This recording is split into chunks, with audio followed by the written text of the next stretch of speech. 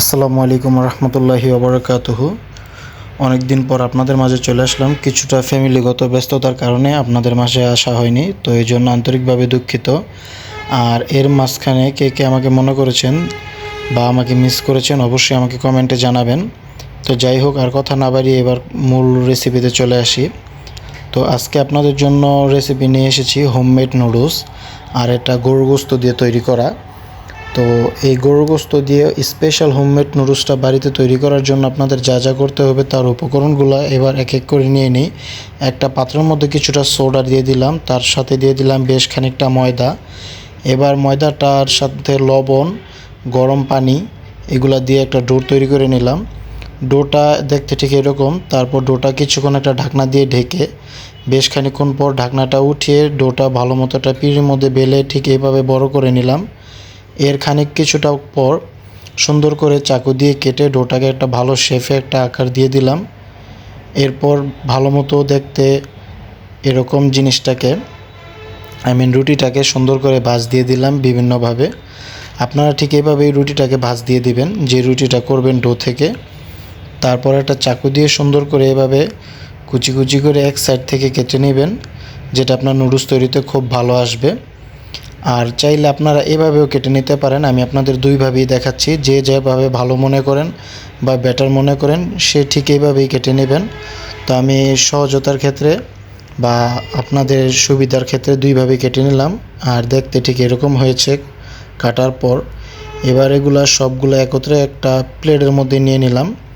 তারপর পাত্রে বসিয়ে দিলাম বেশ খানিকটা গরম পানি লবণ দিয়ে।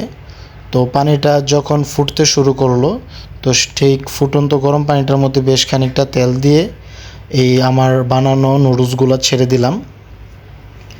একে একে এভাবে আস্তে আস্তে সবগুলো নুডলস ছাড়বেন, যাতে একটার সাথে আরেকটা লেগে না যায় আর যাতে খুব ভালোভাবে সিদ্ধ হয়। তারপর যখন এভাবে বলকাতে শুরু করবে বা ফেনা উঠতে শুরু করবে, তখন আপনারা ভালোভাবে নাড়িয়ে চাড়িয়ে দিবেন যাতে প্রপারলি উপর নিচ করে সব জায়গার মধ্যে আসে। এরপর একটা ছাঁকনির মধ্যে সুন্দর করে পানিগুলো ছেঁকে নেবেন বেশ খানিকক্ষণ ভালো করে ঝরঝরা করে, যাতে সবগুলো পানি নিচে পড়ে যায়।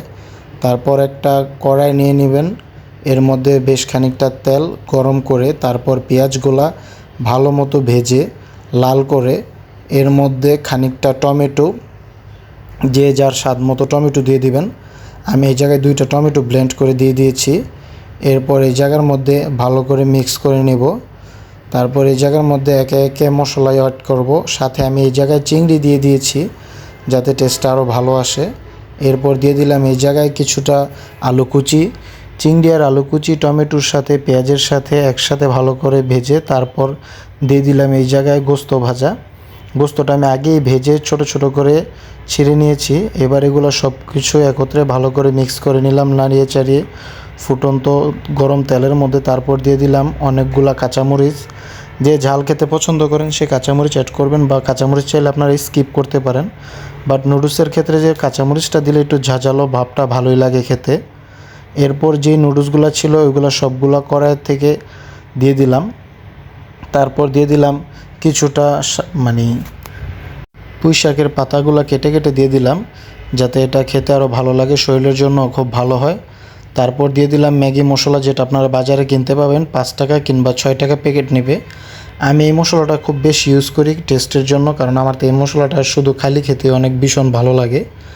তো যাই হোক, এবার ভালো মতো নাড়িয়ে চাড়িয়ে নিলাম, সবগুলো একত্রে ভালো মতো মিক্স করে নিলাম বেশ খানিকক্ষণ, যাতে চতুর্পাশে মশলাটা এবং গোস্তগুলো চিংড়িগুলো ভালো মতো মিশে যায়। তো এই তো আজকের মতো রেসিপি এই পর্যন্তই। সবাই ভালো থাকবেন, সকলকে ভালো রাখার চেষ্টা করবেন, বিশেষ করে আমার জন্য সকলে দোয়া করবেন, আমি আপনাদের জন্য করব। তো বাসায় তৈরি করে আমাকে অবশ্যই জানাবেন। আল্লাহ হাফেজ।